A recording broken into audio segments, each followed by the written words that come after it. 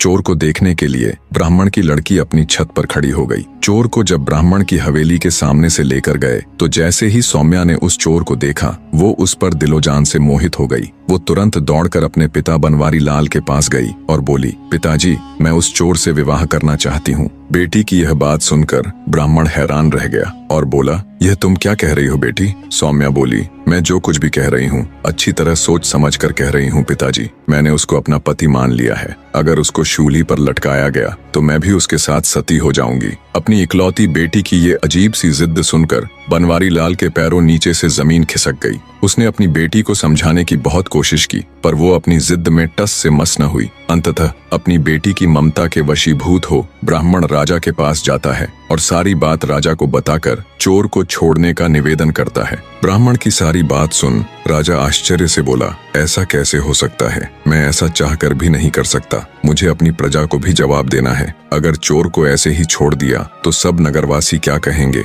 कोई हल न मिलने पर बेचारे ब्राह्मण ने वापस घर जाकर अपनी बेटी को बहुतेरा समझाया पर वो अपने निश्चय पर अटल थी। सौम्या के हठ का समाचार पूरे पास पड़ोस में फैल गया। उड़ती उड़ती बात चोर के कानों तक भी आ पहुंची। जब चोर को पता चला तो वह रोने लगा। तय समय और घोषणा के मुताबिक चोर को नगर के चौराहे पर ले जाया गया। चोर को फांसी होने का दृश्य देखने के लिए सारा नगर टूट पड़ा। चोर को जब शूली के पास लाया गया तभी सौम्या भी वहां आ गई।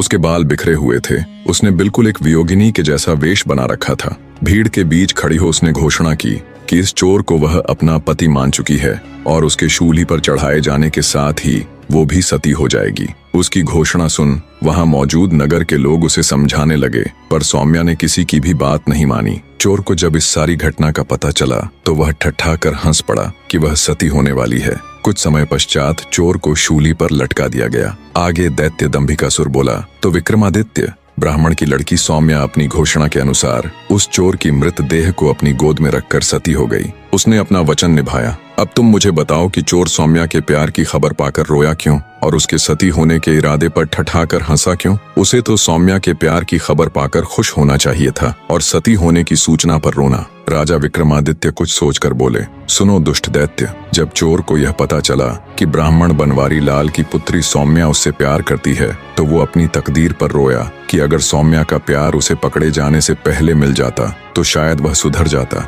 अब बात आती है उसके हंसने की, तो उसका हंसना बिल्कुल ठीक था। सौम्या की मूर्खता पर उसको हंसी आई कि मान न मान मैं तेरा मेहमान। उसका सती होना भी त्रिया चरित्र का एक हिस्सा था। बस इसी कारण वह ठठाकर हंसा। राजा विक्रमादित्य की बात सुन दंभिकासुर बोला, तुम ठीक कहते हो विक्रमादित्य। दैत्य दंभिकासुर न चाहते हुए भी अपनी अगली गुत्थी कहना आरंभ